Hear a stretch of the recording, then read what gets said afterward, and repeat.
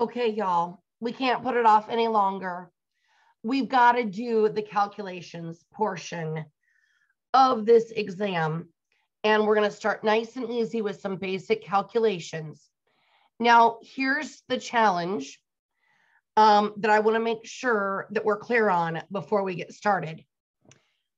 I get a lot of feedback when folks take the exam that they cannot pass it because of the math. And let me be very clear. There are 8 math questions on the exam. So you could fail all of them and still get a 72, and yet you only need a 56. So if you think math is what's holding you back, I'm sorry, but it probably isn't. You've probably got some other holes in other content. And my guess is it's gonna be contracts, because that's the big one that always has the questions maybe worded in a way that makes it sometimes seem a little confusing, and you got to slow down and read. So number one, math is not going to be what holds you back from passing this exam. Here's rule number 2. The first one was a rule. So now we've got rule number 2. Do not be looking at your computer right now thinking, I hate math. Math was always my worst subject in high school.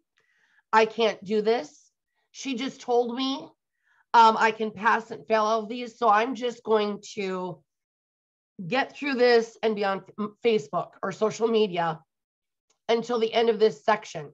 No, you love math and you are good at math because obviously you knew whether there was enough money in your checking account to buy this class in the first place. So you know how to do math, okay? And here's the thing about math. Are you ready? It helps you calculate your commission checks. Ooh, yeah. And we are going to talk about how to calculate commission checks in the very last section before our review under this calculations. So let's get it started with just some basic calculations. Now, let's start with what is a percentage. And here's why. When you take the exam, if you're doing it at a proctored exam from your home, you will not be allowed to have a calculator physically.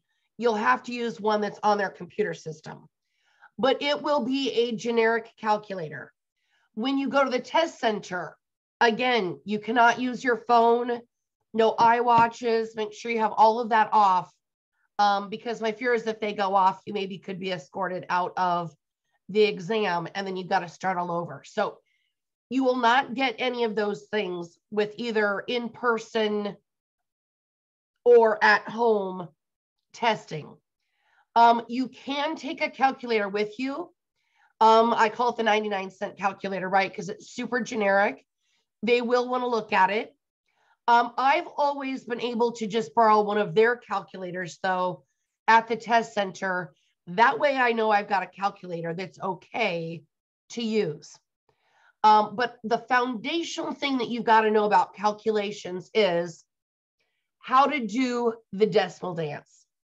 So we know a percentage is a 1/100th of a percent, which means 3% you would put in your calculator as 0.03. 25% you'd put in your calculator as 0.25. And then if you got a commission rate of maybe like 6.5%, that would go in your calculator as 0.65%. That will be important for you to know on the exam because you won't have that magical percent button to hit. You will have to kick that old school. Now, percentage problems. I've given you what I call the T-bar method, which is basically part over rate and total.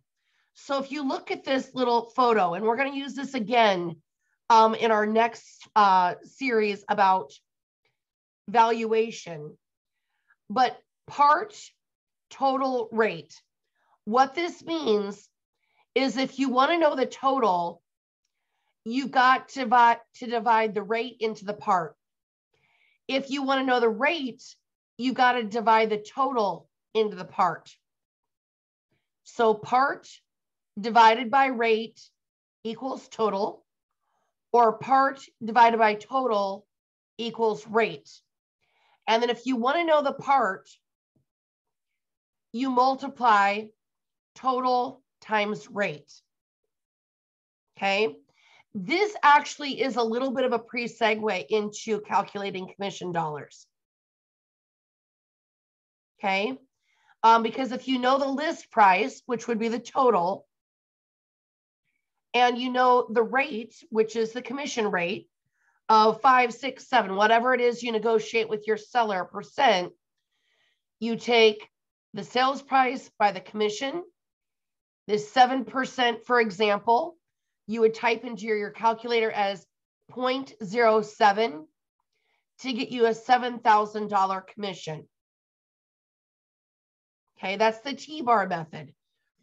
Now, I've given you a couple of other things in our time together, and this I'm going to put on the list with it.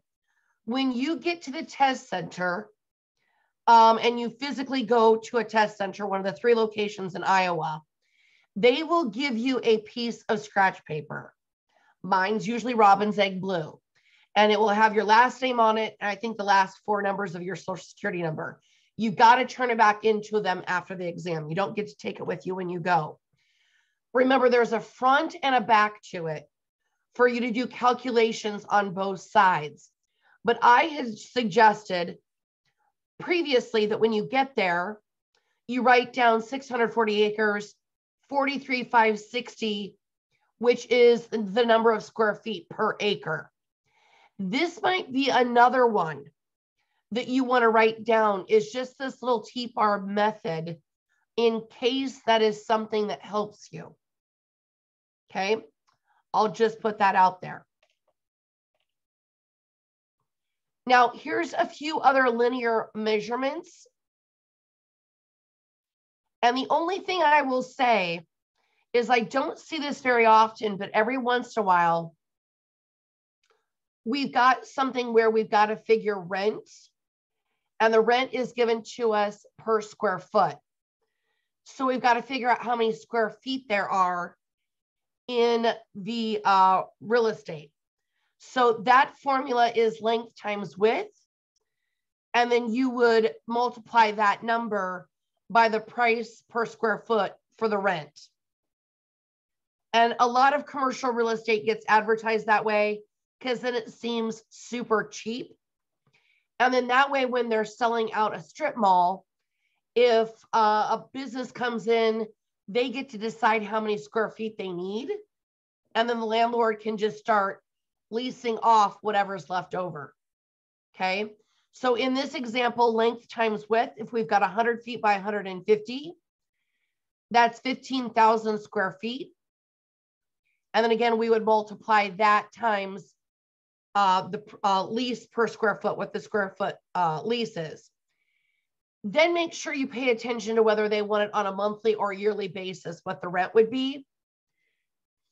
Getting this number would probably be the monthly rent, and then you want to multiply by 12 for the yearly event. And then again, I've given you these numbers here for square footage.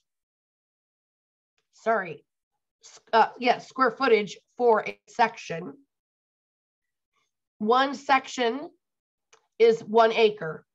1 acre equals 640 acres, and each acre equals 43,560 square feet. Hopefully that's just a really great way for you to get your feet wet. And now we're going to put it into real action with valuations.